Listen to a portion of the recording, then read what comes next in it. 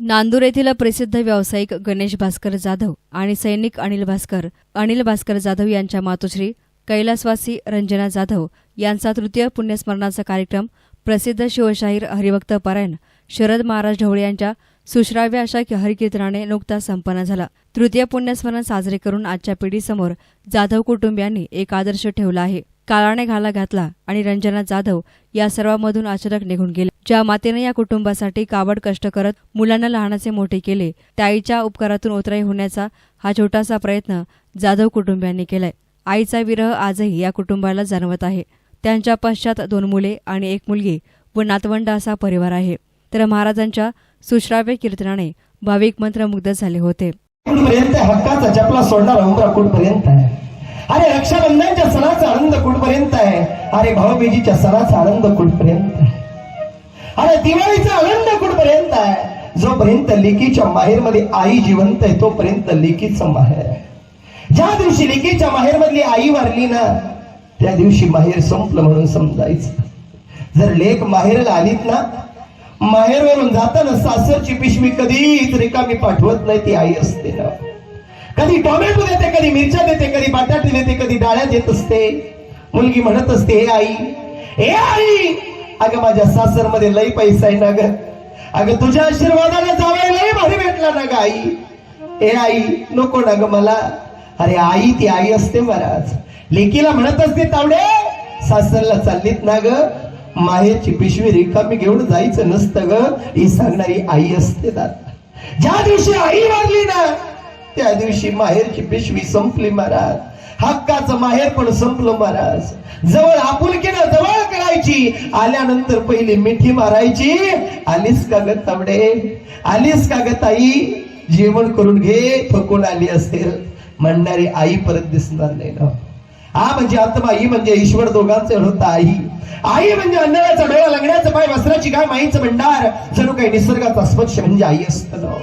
आई म्हणजे मंदिराचा कळस, अंगणातील पवित्र तुळस, भजनात गुणाविषयी बंद टाळी म्हणजे आई असतं ना। स्वर्गापेक्षाही श्रेष्ठ जी असते ती आई असते ना। हाच माझ्या गणू दादाला, अनिल दादाला सांगेल, राजा जरी तुझी आई गेली असेल ना, ऐक राजा हो, तुमची आई जरी देवाघरी गेली असेल ना, दुसरी तुमची आई जर कोण असेल तर गीताताई म्हणजे तुमची आई आहे। आयुष्यात ती बहीण तुम्हाला कधीच कोणती गोष्ट आईची जाणवू देणार नाही। एक सांगू तुम्हाला, जीवनामध्ये बहिणीचं भावाचं फार मोठं पात्र असतं ना। नाशिक नावाचं गाव आहे बरं का दादा, गणू दादा ऐका, नाशिक नावाचं गाव आहे। जसा कोरोनाचे काळ तुमच्या कुटुंबावर आला ना, तसाच एका कुटुंबावर नाशिक मध्ये ही घटना घडली दादा। भावाची आई वारली, भावाचा त्या ठिकाणी बाप वारला, बहीण त्या ठिकाणी बहिणीची, त्या मुलीची आई वारली, मुलाचा आई वारली, बाप वारला महाराज। देवाघरी निघून गेले। दिवाळीचा सण आला ना, कोरोनाच्या काळामध्ये भावाने बहिणीला फोन केला, तावडे अगं आई गेली, बाबा गेले, मग तुझा भाऊ आहे ना का तुझ्या करता? पाहिजे त्यावेळेला खंबीरपणे उभा राहील तुझा भाऊ, नाही येऊ देणार ना ग तुला बापाची आईची आठवण, पाहिजे ती गोष्ट तुला घेईल ना ग। बहीण आली नवऱ्याबरोबर, 4 दिवस थांबली, भावाला म्हटली, दादा सोडवायला येतो का रे? भावानं बहिणीला 500 रुपयाची साडी घेतली, कारण भाऊ गरीब झाला होता, कोरोनाच्या काळात पैसा खर्च झाला होता ना। रडू आवरीना भावाला, भाऊ म्हटला, तावडे एवढ्या वेळेस माफ कर। बहिणीच्या डोळ्यात पाणी आलं, बहिणीला बाजूला जाऊन डोळे पुसले। विचार मनात आला, माझ्या सासूने जर 500 रुपयाची साडी पाहिली तर माझी सासू माझा अपमान करेल। तशीच पिशवीत 500ची साडी घातली आणि भावाला नाशिकच्या स्टँडवर सोडवायला लावलं। नाशिकच्या स्टँडवर भाऊ आला, भाऊ म्हटला, तावडे गाडी लागत नाही, सोडवायला येतो कोपरगावला तुला।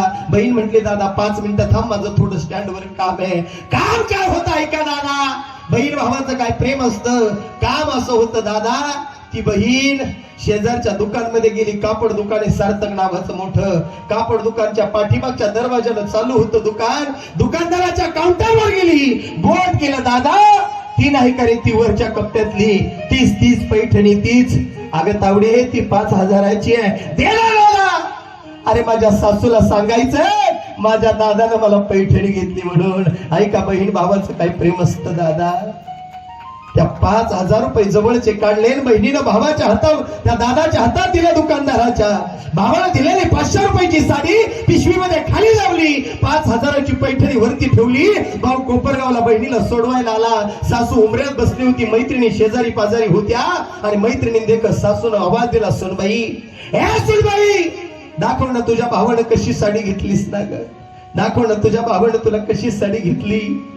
भावाच्या डोळ्यातून टपटपणारी अश्रूच्या धारा उघडल्यात. बहिणीला म्हटलं, तायडे, एवढ्या वेळेला माफ कर, तुझा भाऊ तुला पुढच्या वर्षाला नवी साडी भारी घेईल, 10,000ची घेईल, माफ कर ग तावडे. ताई म्हटली, भाऊ रडू नको रे, मी तुझी बहीण आहे राजा, तू माझा भाऊ आहे.